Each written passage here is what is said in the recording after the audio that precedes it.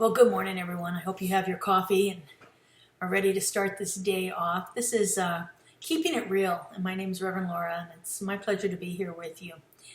Keeping It Real is about taking a brief look at some kind of an issue that we're dealing with and seeing how we can bring about a real and effective change in our lives. You know, it's all really good to talk about principles and high ideas and things like that.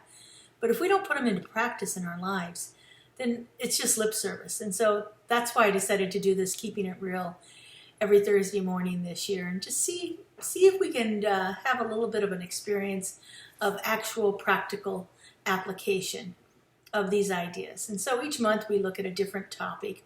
Our theme for the year is building a community, and so we chose 12 ideas, 12 qualities that were important in building a successful community. And so each month we've been looking at a different one. And so as we're starting off the month of July here, our topic for the month is abundance. Now, normally when we think about abundance, we automatically go to money, and money is one of the biggest concerns of everyone in the world right now. Look at any kind of a poll where they ask, what is your greatest fear? There's something to do with money around it generally. You know, there are other things, but even some of those things have a money component tied to them. And so it's natural to think about abundance in terms of money. And, abundance is one of those qualities that we say is the natural state of spirit, of the universe, that we live in a world of abundance, that there are infinite possibilities available to us all the time, and that all we have to do is to begin to seek those out and allow them to be part of our experience, to know that they are possible, and then to do what we're called to do to bring those into our lives in a real and practical way.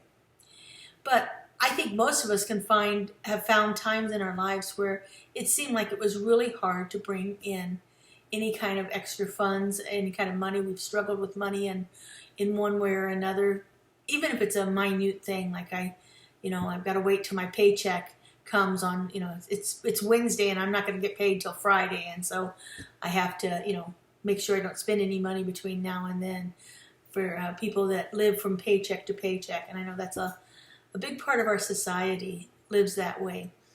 So one of the things that we can do is to look at what are those beliefs that we have that are stopping us from experiencing a greater abundance in our lives, in whatever area that is. It could be that we have blocks around relationships, and so we feel like we don't have an abundance of love in our lives because we've got blocks around that. Or it could be something to do with our health, where we're thinking, I'm not having the experience of a healthy body that I want to have. What are my beliefs around that? And so as we begin to take a look at our hidden beliefs, our ideas that sometimes we're aware of them, sometimes we're not. But when we begin to develop the awareness of those things that are hidden beliefs that we're not sure are really operating in our lives, then we can begin to clear those things away. We can do the work that is necessary to change that belief system. Because that's what it's all about. It's about looking at what we think is happening here and asking ourselves, is that true? Is this really the truth of me? Do I actually live in a world where I will never get ahead? Or do I live in a world where there are infinite possibilities and I just have to find the right one to help me have that greater experience? A whole different way of being, a whole way of feeling when we change from it's never going to happen to, yeah, I know it's out there and I just have to find the way to make it happen in my life. A whole different experience of life when we do that, when we make those little shifts like that. And so there's some things that we can do. One of the spiritual practices I like is it's kind of meditative, it's kind of contemplative. It's asking myself some deep probing questions and then just listening for the answers. I start each morning off with a spiritual practice where I draw a mandala and I ask myself questions. Sometimes there's something that's very, very problematic in my life, and I'll ask a question around that. And then I just do my drawing practice and I see what spirit wants to tell me. And generally something comes through. Sometimes it's another question that I need to sit with. Sometimes it's a very clear, powerful answer.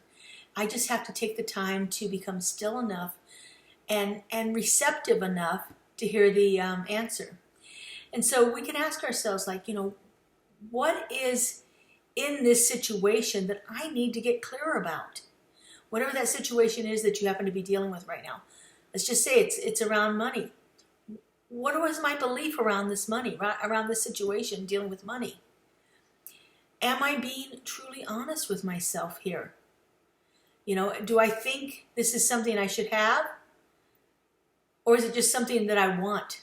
Looking at that, it's like, what is it here? Sometimes we want and want and want, and yet we find that when we get it, it really wasn't very satisfactory. It really wasn't maybe necessarily for our highest and greatest good. Sometimes the wanting can be problematic in our lives.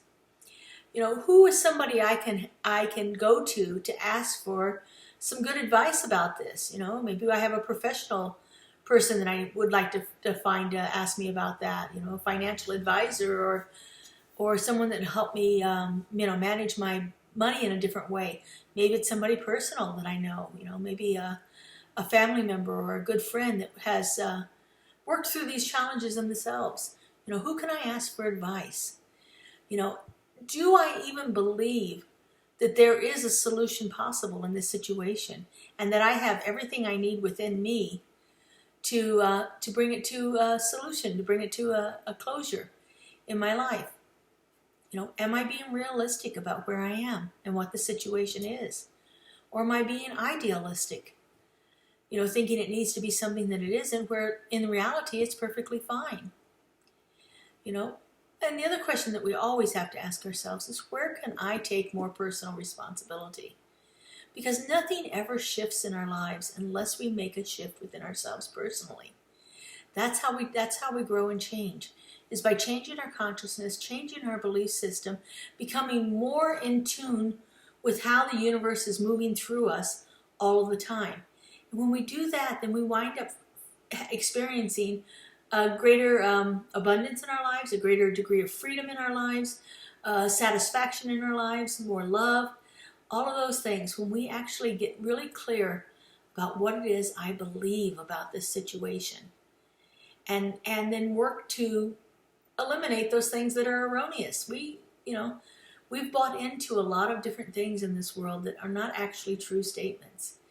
To think that the world only has a certain number of resources is absolutely one of the most erroneous things that we can ever bring into our experience. There are certain resources, yes, that have a limited amount to them, but there's something else available that will do just as good or even better in the situation. You think about things like that, and at all times we have an opportunity to go within, see what's operating in our belief system, see how we can align ourselves more with the truth, and then allow that to live through us. And that's how we create a more abundant experience of life in all areas of our lives.